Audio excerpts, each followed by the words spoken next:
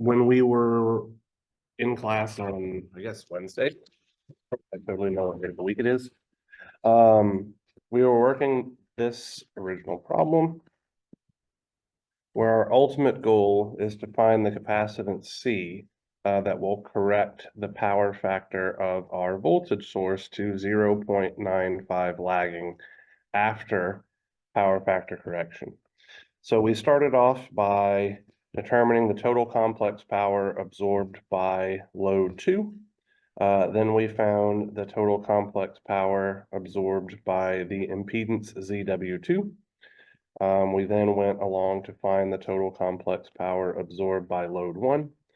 We made an assumption that the phase angle of the voltage drop across load 2 was 0 in order for us to calculate the voltage drop across load 1, and yes, and from that we were able to calculate the current W1, which is the current labeled up here that's passing through that 0.2 plus J 0.04 ohm transmission line impedance. So what we're going to do now is we're going to calculate the total complex power absorbed by that impedance ZW1. So S for ZW1 is just going to be the magnitude of IW1 squared times ZW1. So that's going to look like 0.217 amps RMS squared and times that impedance, 0.2 plus J 0.04.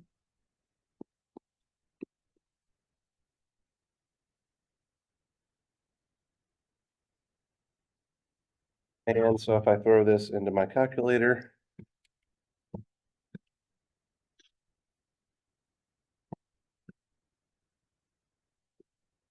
I wind up getting 9.604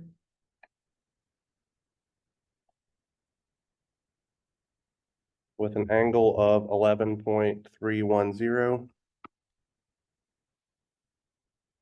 millivolt ampere. All right, so from this point, I can say that the total complex power supplied by my voltage source is nothing more than SZW1 plus S1 plus SZW2 plus S2. So that's nothing more than saying total complex power supplied is equal to the total complex power absorbed by all of the loads and transmission lines. So nothing real wild or crazy there. So I'm going to go back through and I'm going to add all these things up. So we have SZW1 is 9.604 with an angle of 11.310 degrees. And I'm going to remember to multiply that whole thing by a factor of 10 to the minus 3 because that's in millivolt amperes.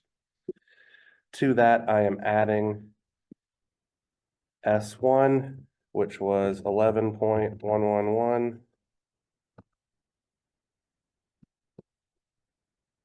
with an angle of 25.842 degrees. Now I'm going to add SW2, 5.241 with an angle of 26.565 degrees, multiplying that by 10 to the minus 3 because it's also in millivolt amperes. And S2 was 15 angle 31.788. So adding all of those together, we get a total complex power supplied by our voltage source of 26.091 with an angle of 29.251 degrees volt ampere. In polar form, And in rectangular form, and it'll be obvious why I need the rectangular form in a moment. 22.764 plus J 12.749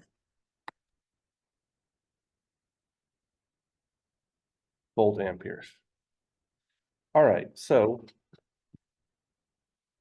just to kind of remind us of some things here, our ultimate goal is to determine for the capacitance value that's going to correct our power factor to some target value. And our expression for capacitance is P old times the tangent of theta old minus the tangent of theta new divided by omega times the voltage drop across the capacitor squared, where the voltage drop across the capacitor is just going to be the magnitude of our source voltage. And we're going to square that. So we've done a whole lot of work to get to a point to where we're starting to glean things that will allow us to calculate this capacitance. So let's start with P old. So P old is nothing more than the real part of the complex power supplied by our voltage source, or 22.764 watts.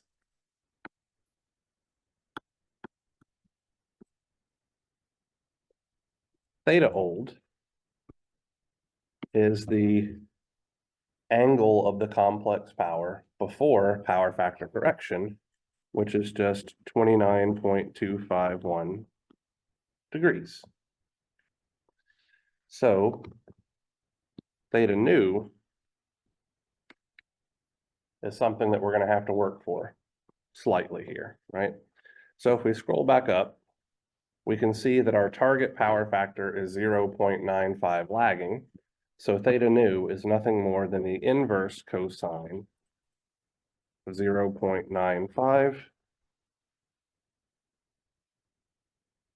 which comes out to be 18.195 degrees.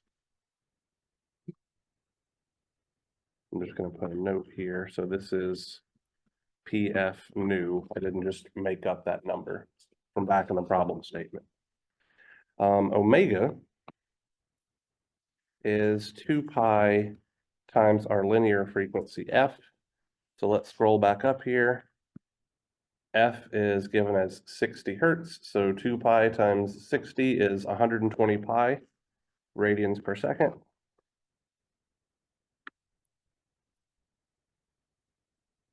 And so the last thing that we need to figure out is the magnitude of our source voltage.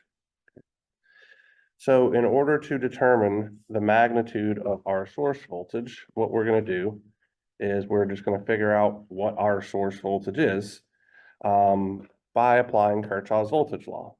So I believe that if we apply KVL around this loop, we could say that Vs is equal to IW1 times that impedance ZW1 plus the voltage drop VL1.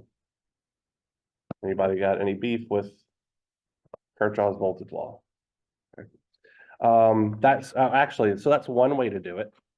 Another way to do it, and I just thought about this, and it might be actually easier, would be to take the apparent power that is being supplied by the source and divide by the magnitude of the current that we're looking for, the magnitude of the current flowing through there, because we're actually only interested in the magnitude. So that's actually a little bit easier here, right? So what I'm getting at, sorry for being slightly more scatterbrained than usual, we know that our apparent power S is, let me write it in this way. So our apparent power that is being supplied by our voltage source is going to be nothing more than the magnitude of the voltage drop across the voltage source times the magnitude of the current that's flowing through the voltage source. And we already know what the magnitude of the current flowing through the voltage source is. So I think that's an easier way to solve for the magnitude of Vs since we're only interested in the magnitude here. So the magnitude of Vs is the magnitude of SVS divided by the magnitude of IW1. So that's going to be 26.091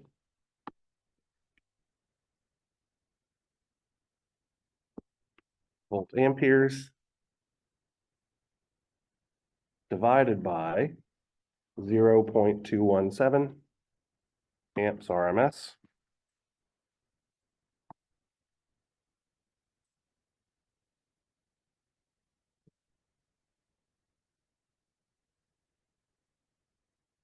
Which comes out to be 120.235 volts RMS. And we now have all of the different constituent parts that go into our capacitance equation. So I'm literally just going to plug all that stuff in. So 22.764 times, open parentheses, the tangent of 29.251 minus the tangent of 18.195, close parentheses, divided by 120 pi times 120.235 squared gives me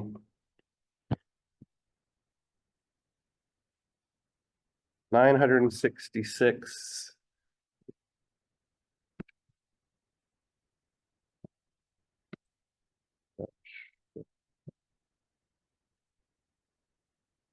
0.385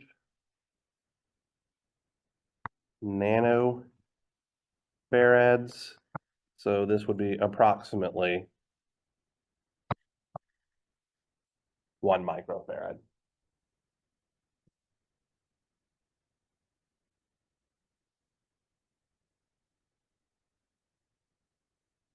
All right, so that last example problem, like I said, literally tied all of our complex power relationships together, power factor correction, all that stuff kind of built in. I fundamentally believe that that is literally the hardest possible type of thing I can ask you, just because of having to make various assumptions and all that kind of stuff. If you've looked at your homeworks, I don't think you're faced with anything with that level of difficulty. So if that made sense, then you're in good shape. And again, this was largely review from survey. All right, so I would like to move on to filters. Are you guys okay with that? Okay. So the first thing that we're going to talk about is ideal filters, and then later on today, we're going to introduce first order filters, and then we'll take care of second order filters next week. First order filters.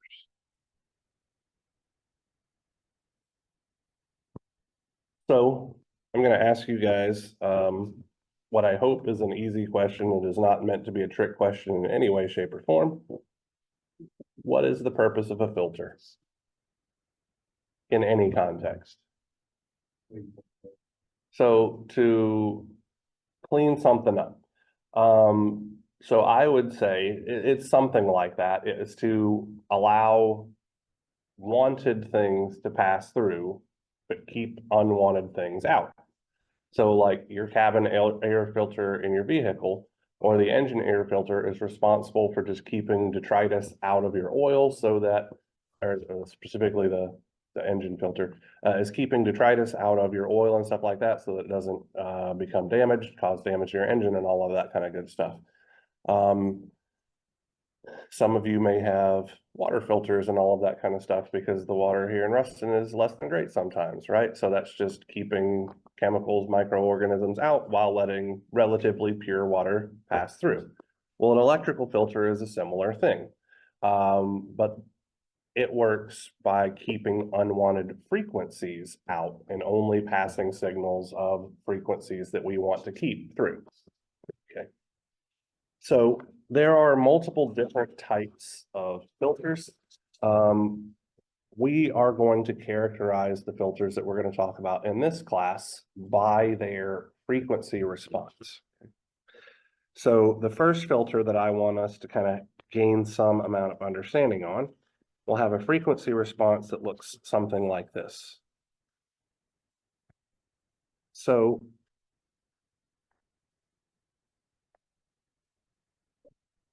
a vertical axis is going to be the magnitude of my frequency response, typically expressed as capital H. And H, as we're going to find out, is going to be a complex number. So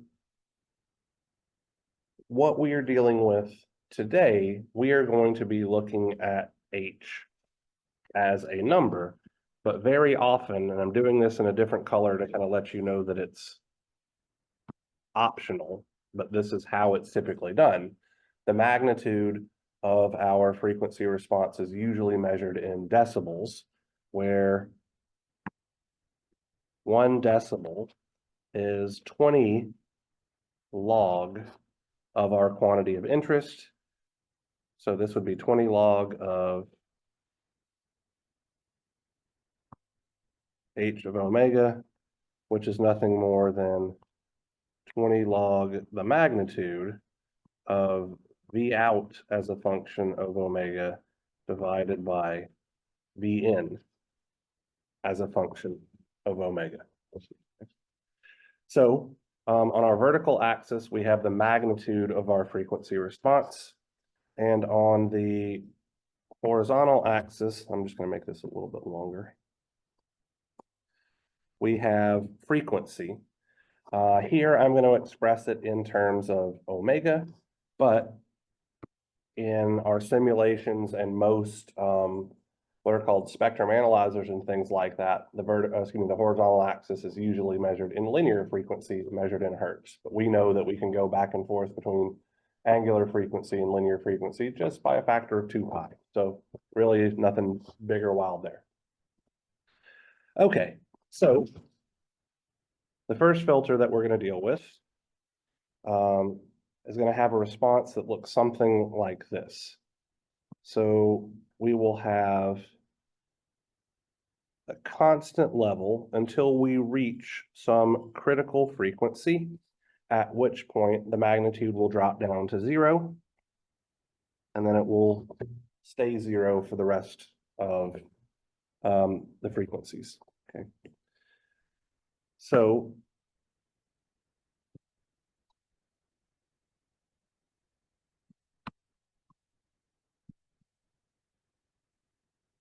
we have some maximum amplitude for our frequency response.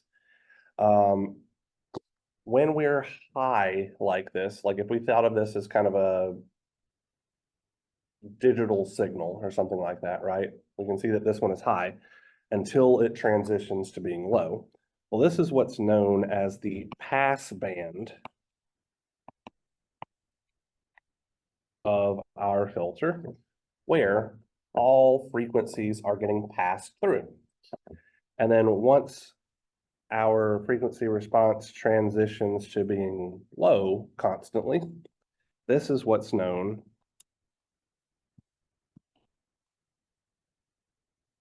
as the stop band of our filter.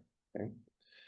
So looking at this graph, we can see that only low frequencies up to a certain point are passed, and then all higher frequencies components are attenuated. So this is what's called a low pass filter. Or this response would be associated with what's commonly called a low pass filter.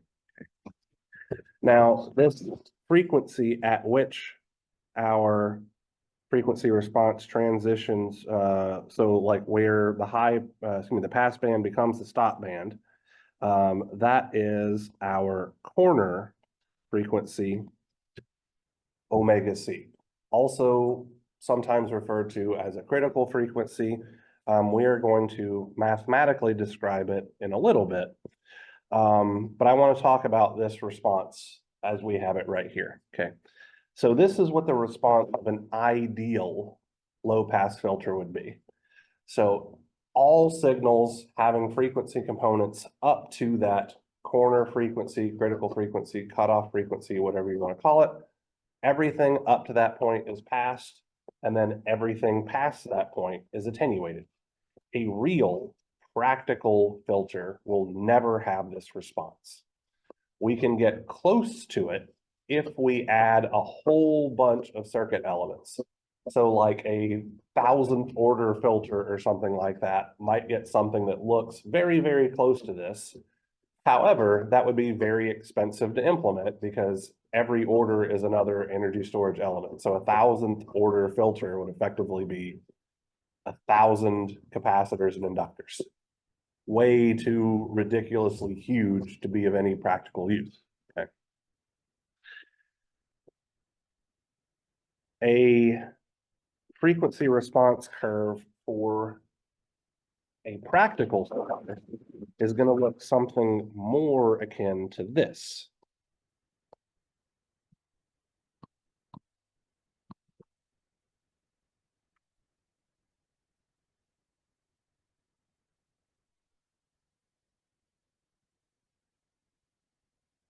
So there's a gradual roll off of the pass band as it transitions into the stop band. And the steepness of that roll off is influenced by the order of the filter. So very low order filters, like what we're going to be talking about today, have a very gradual transition from the pass band into the stop band. And very high order filters have a very rapid transition from the pass band into the stop band. So our corner frequency right here is actually going to be defined to be where the maximum value of our frequency response is scaled by a factor of 1 over the square root of 2. Now that may seem like a very odd and arbitrary place to put our corner frequency, or a way to define our corner frequency. But what that actually signifies is when our signal has lost half its power due to attenuation, right?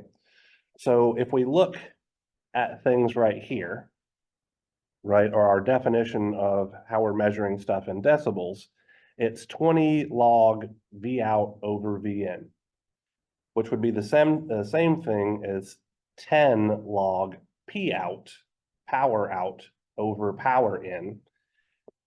And this represents when half of our signal power has been lost.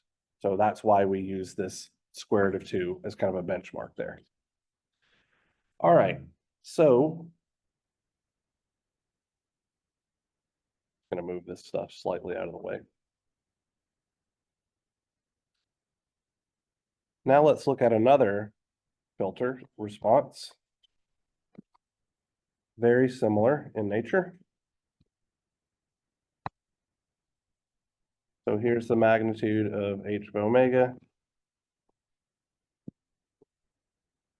So now, instead of having our pass band on the left and our stop band on the right, we're going to talk about a filter where it attenuates everything up until it hits the cutoff frequency, and then it starts to pass everything.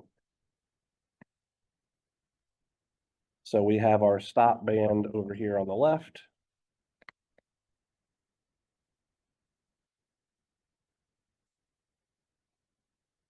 Our pass band over here on the right. Here is our cutoff frequency. So we still have some maximum value. This is an example of a high pass filter response.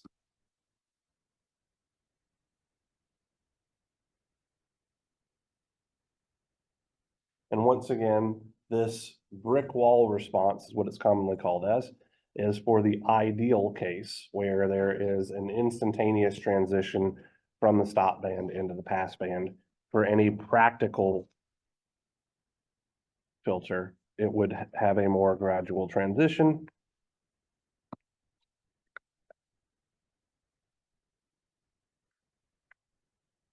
Like so. Once again, our corner frequency corresponds exactly to the frequency at which our signal has lost half its power.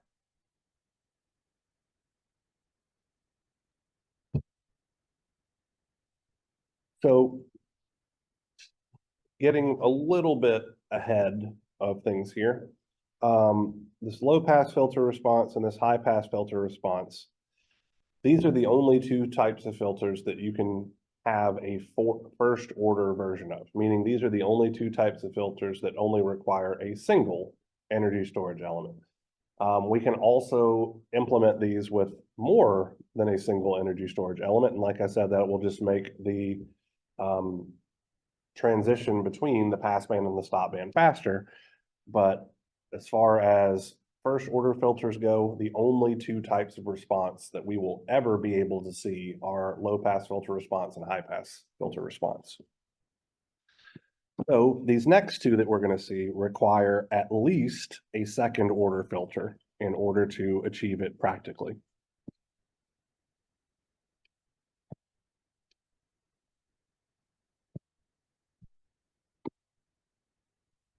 So here's the magnitude of h of omega. Let's say for this guy, we have something like this, where it attenuates up to a certain point.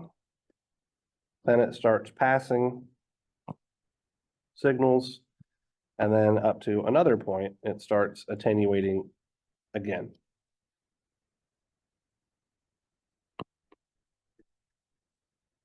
The middle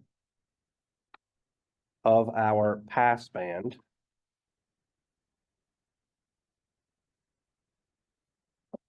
is called omega naught, and this is our filter's resonant frequency. It is the exact same resonant frequency that we were dealing with back when we were looking at transient analysis of second order circuits.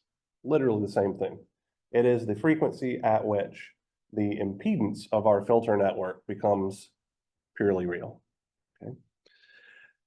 So for this response, let me put the stop band over here on the left and a stop band over here on the right. We actually have two critical frequencies or two cutoff frequencies. So I'm going to call this guy over here omega low, and this guy over here omega high. Okay. So if we were to look at a practical representation of this response, it might look something like this.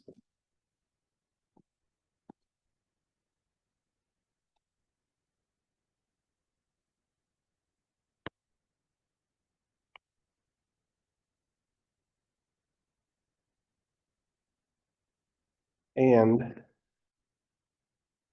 once again, these represent where corner frequencies represent a place where our signal has lost half its power. So this type of filter is typically called a band pass filter.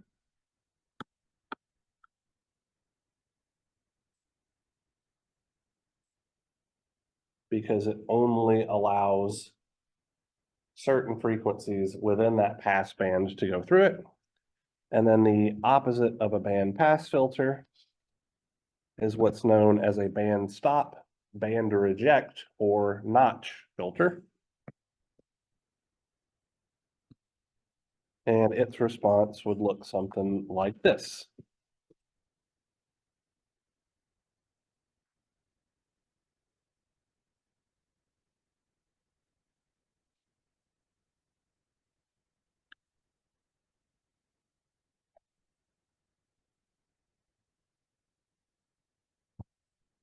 where we've got a pass band on the left and on the right, and then a stop band here in the middle. The middle of the stop band is omega naught. And then we have our omega low and omega high centered around our stop band, like so. Here's our maximum value H max. If we looked at practical filter, its response would look something like this.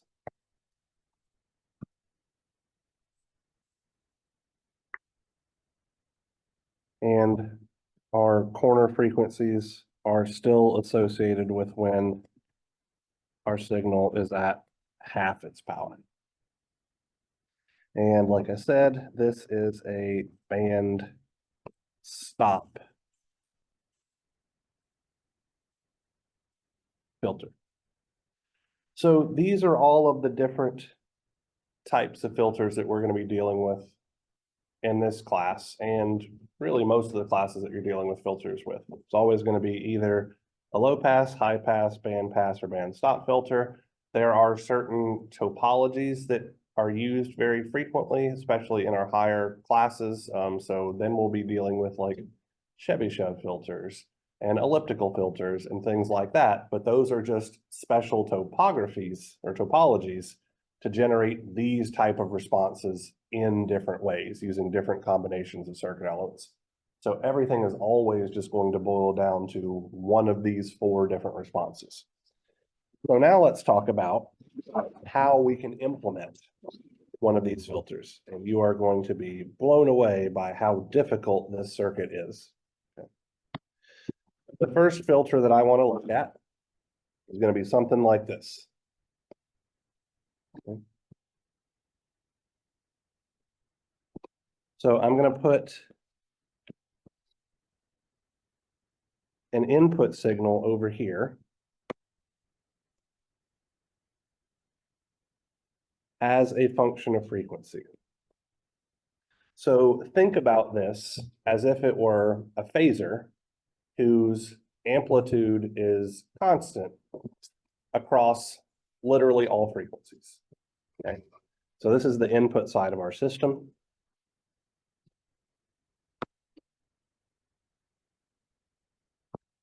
Then I'm going to put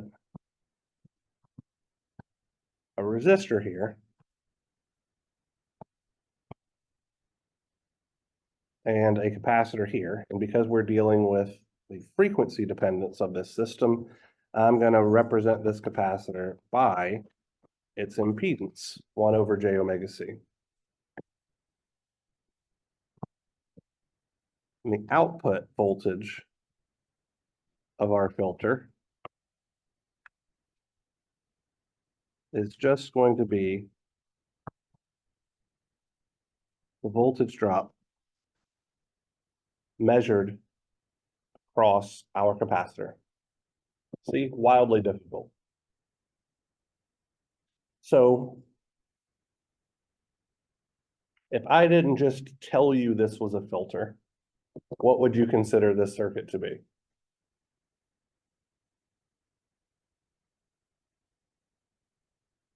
To me, it looks like a voltage divider, right? I have a voltage connected with a series combination of two impedances, and I'm just taking the voltage drop across one of those impedances as my output. So our analysis is going to be just, hey, let's treat this thing as a voltage divider.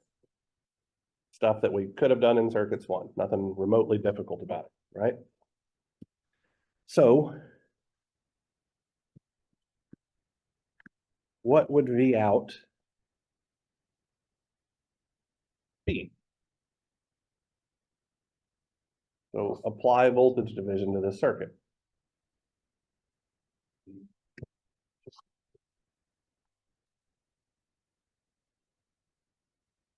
So we're taking the voltage drop across the capacitor, so that should be in the numerator.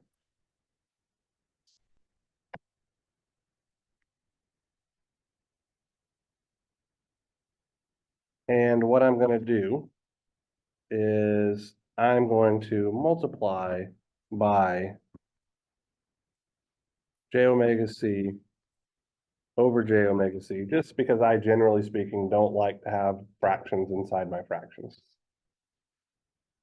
So that's gonna look like Vn of omega times 1 over 1 plus j omega RC. So now let's define our system's transfer function. So this is nothing more than V out divided by Vn, which is just that ratio of 1 over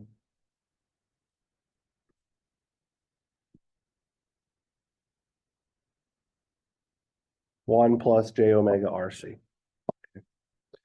So I want to ask you guys a question here, and we're going to prove this out in a moment. What kind of filter do you think this is? Okay. So earlier I mentioned that we can only implement a high pass filter and a low pass filter as a first order circuit, and this is definitely a first order circuit because there's only a single energy storage element. So just blindly guessing means that you have a 50% chance of getting this right. So blindly guess. Low. So this is going to be a low pass filter. Okay, we're going to prove it out in a minute, but we can actually kind of figure it out already. So what I mean by that very specifically is, let's look at our impedance. 1 over j omega c, right? So what does this look like at very low frequencies?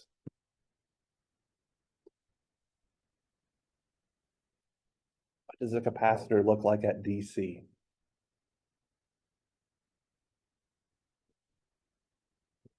Open circuit. So we have an infinitely large impedance at very low frequencies.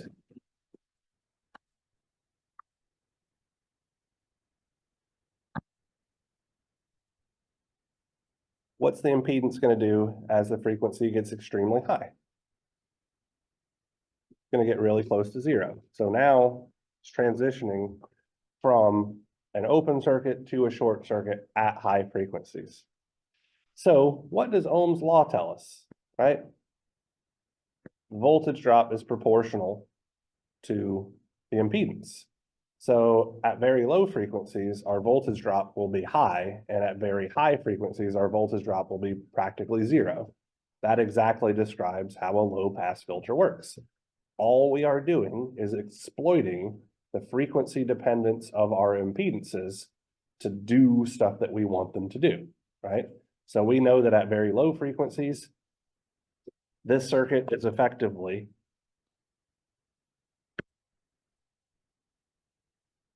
Vn, here's our resistor. Our capacitor is in an open circuit. Here's V out. Vn is exactly equal to V out at low frequencies because our capacitor looks like an open circuit. At very high frequencies,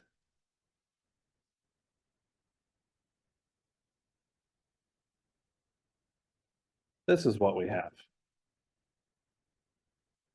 We know that V out is zero because the voltage drop across a short circuit is always zero. That's the basics of filters right there. Just exploiting how, or taking advantage of how impedances give us a frequency dependent relationship for resistance. Okay. So now let's throw some actual math at it now that we have a little bit of an intuitive understanding of how these things are going to work. So ultimately, what I want to know is how the magnitude of this transfer function changes as a function of frequency, as well as how the phase angle of this transfer function changes as a function of frequency. Because our transfer function here, hopefully this isn't a surprise to anybody, is just a complex number. Because 1 divided by 1 plus j omega RC is a complex number, right? So if I want to find the magnitude of this, what do I need to do? How do we find the magnitude of a complex number? Let's go back to circuits one of the first things we learned, magnitude of a complex number.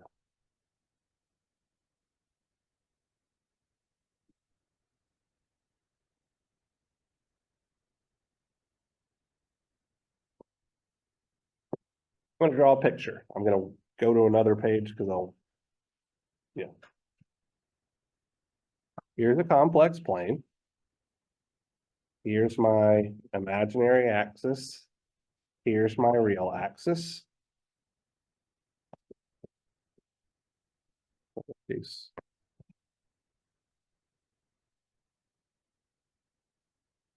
Here's a complex number that I'm going to call A.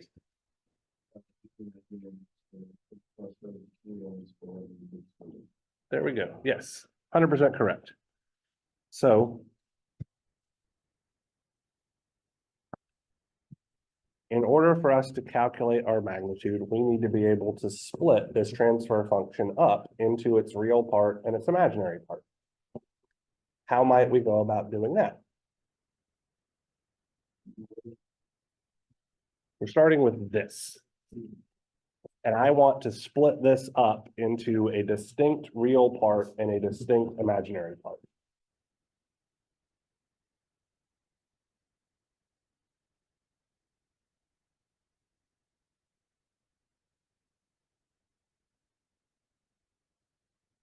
All right, so what I'm going to do is I'm going to multiply this thing by the complex conjugate of the denominator over the complex conjugate of the denominator. We're going to see what shakes out from that, okay? So that's going to look like what we have multiplied by 1 minus j omega RC over 1 minus j omega RC. So coming down here, h of omega, I'm going to have 1 minus j omega RC in my numerator, very obviously, because 1 times 1 minus j omega RC is just 1 minus j omega RC. What's my denominator going to look like? What's 1 times 1? What's 1 times negative j omega RC? What's 1 times positive j omega RC? What's j omega RC times negative j omega RC? So negative j squared. What's negative j squared? Positive 1.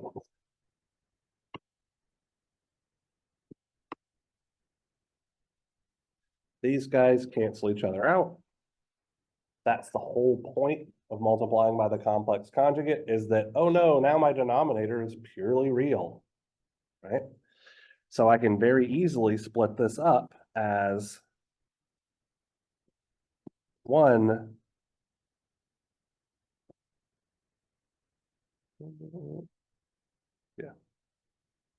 over 1 plus omega RC squared minus j times omega RC over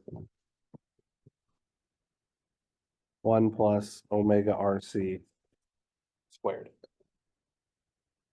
Anybody have any problems with the algebra that I've done here? So I believe that I have a very distinct real and imaginary part now, so we should be able to find our magnitude. So the magnitude of h of omega, I'm going to do exactly what Patrick said. I'm going to square the real part. I'm going to square the imaginary part. I'm going to add them together. I'm going to take the square root of the whole damn thing. So we are going to have 1 over 1 plus omega RC quantity squared, that whole thing squared, plus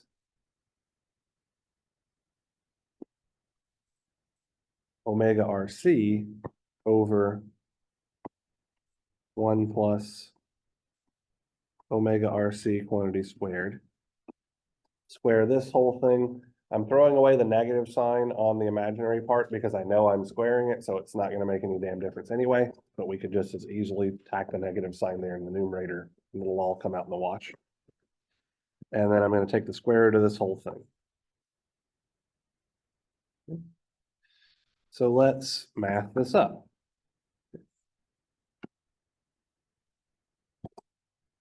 So I hope very obviously we can see that my denominator is going to be 1 plus omega RC quantity squared.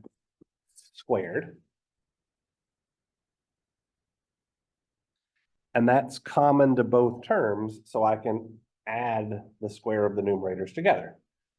So I'm going to have 1 squared, which is just 1. And then I'm going to have omega RC squared.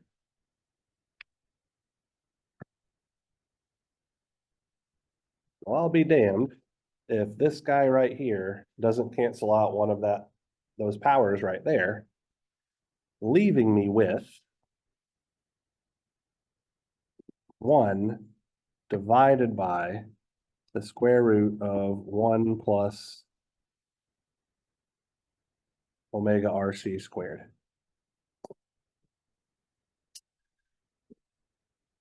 So let's test something here.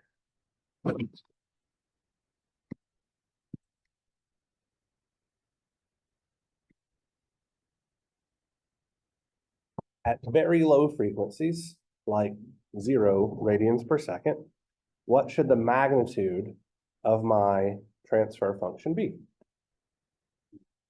1, because 1 divided by the square root of 1 is 1. If we're looking at extraordinarily high frequencies, approaching omega is equal to infinity, what are we going to have? 1 over the square root of infinity squared, which is 0. So we can see that at very low frequencies, we pass all of our signal, and at very high frequencies, we pass none of our signal. So, hey, this is a low pass filter. All right, so let's figure out what our corner frequency is going to be, okay? So we know effectively what we're trying to find is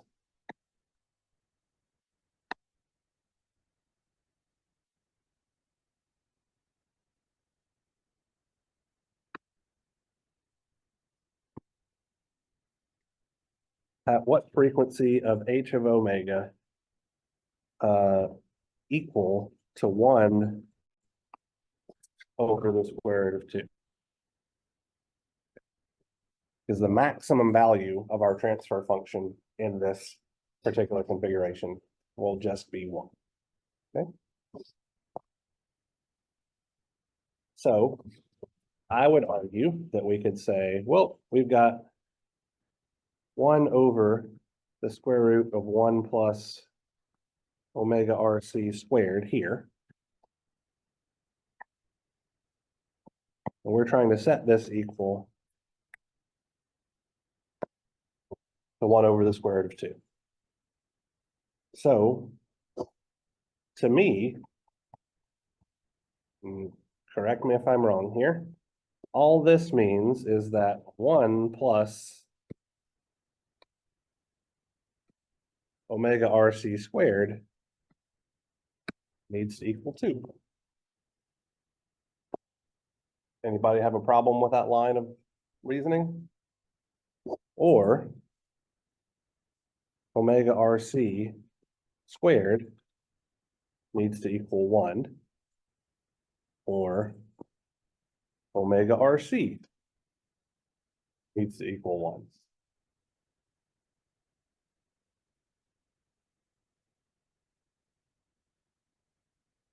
So what should the value of omega be that makes that happen? Yep. So our corner frequency is nothing more than 1 over RC.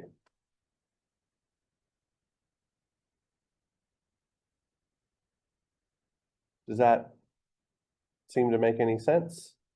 So let's think about things here in context of what we already know about RC circuits, right? What's the time constant for an RC circuit? RC, right? Way back from circuits 1, the time constant for an RC circuit was just RC, where R times C was something in seconds. Okay?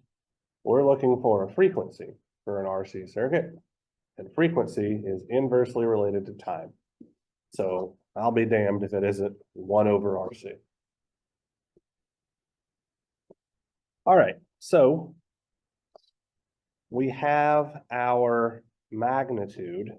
Now let's talk about our phase response, okay?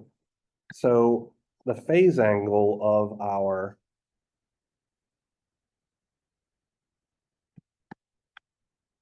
transfer function is also dependent on frequency. How do we find the phase angle of a complex number? So I believe that it is the inverse tangent of the imaginary over the real, which is absolutely a relationship that you guys learned in circuits 1. So that would be the inverse tangent of omega RC. Let me make this larger.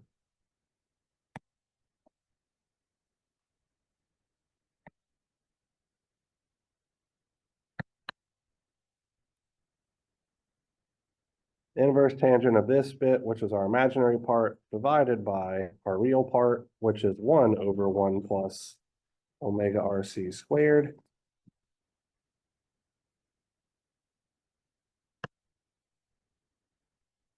We're left with simply the inverse tangent of negative omega RC, which, if I remember my trig identities, and this may not be true, but I'm pretty sure it is, that's the same thing as the negative tangent of positive omega RC.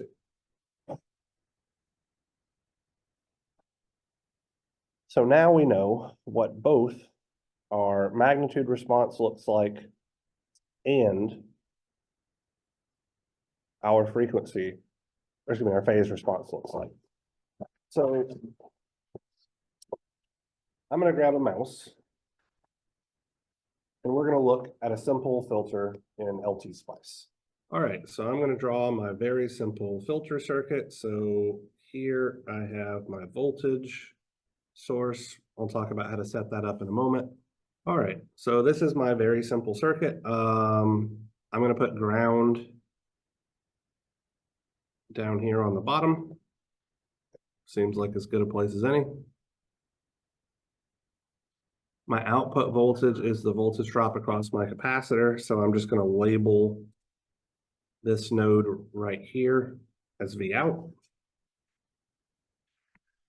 So let's set up our voltage source first. So I'm going into the advanced tab.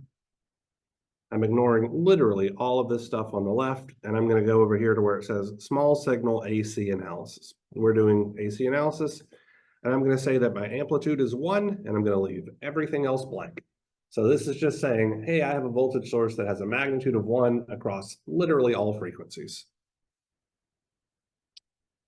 All right, now I would like for you guys to give me a resistor and a capacitor value. 5 for the resistor, what for the capacitor? 5 micro, okay.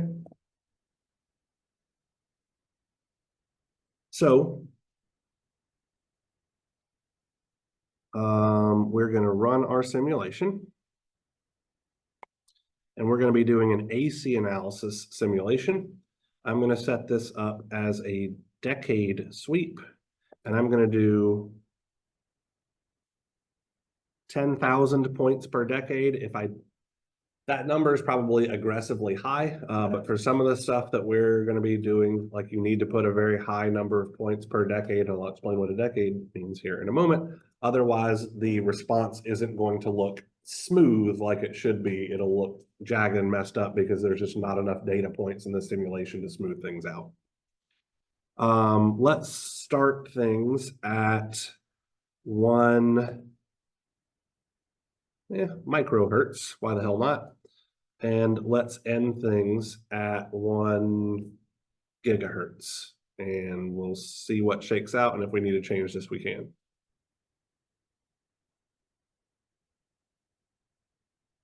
I don't know why I have more than open. Oh, like that. Okay.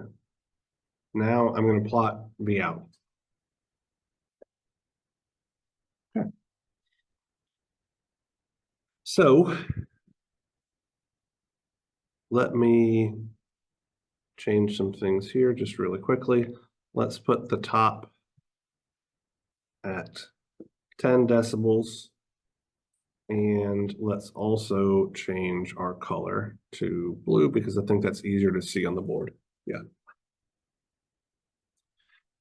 So if we look at our frequency response graph here, the dark line is the magnitude response and the dashed line is the phase response.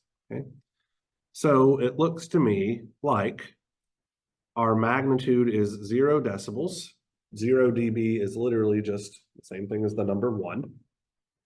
So all of our input signal is being passed until we get somewhere in the ballpark of probably 5 kilohertz or so, and then things start to roll off. Okay, so a moment ago I was talking about decades and all of that kind of stuff. So this is a logarithmic plot.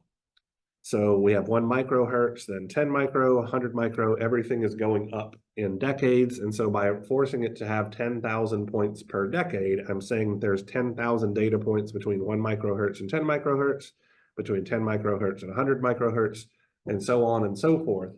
So that if there's any kind of weird anomalous ringing resonance and things like that, which we'll talk about a lot in circuits 3, this would show up on my plot. So I'm just trying to make it really smooth.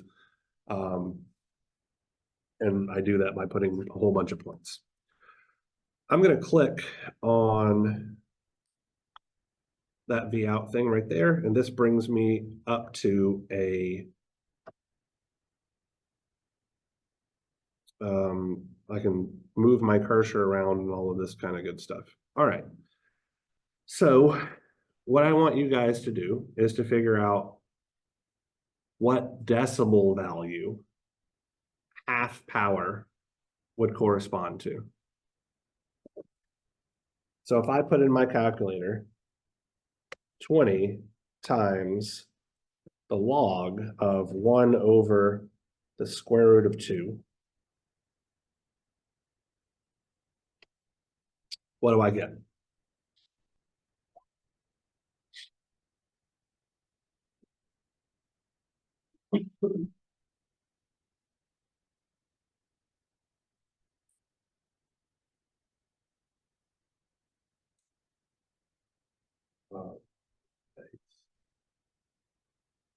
Base 10.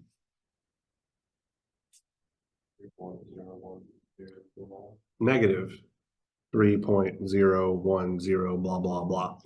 So negative 3 decibels is what's commonly, or 3 decibels below the maximum value is what's commonly used to determine our cutoff frequencies, okay?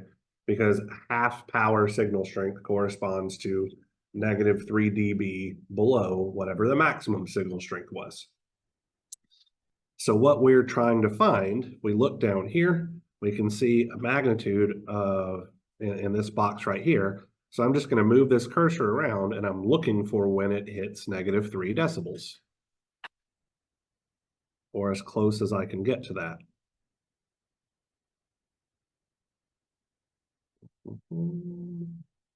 That's pretty darn close. So it looks like our cutoff frequency is 6.412 kilohertz. Okay. So I want you guys to put 1 over R times C in your calculator and tell me what you get. So 1 over 5 times 5 times 10 to the minus 6.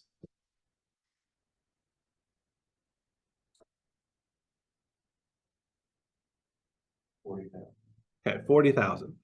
So 40,000, is that the same thing as 6.4 thousand?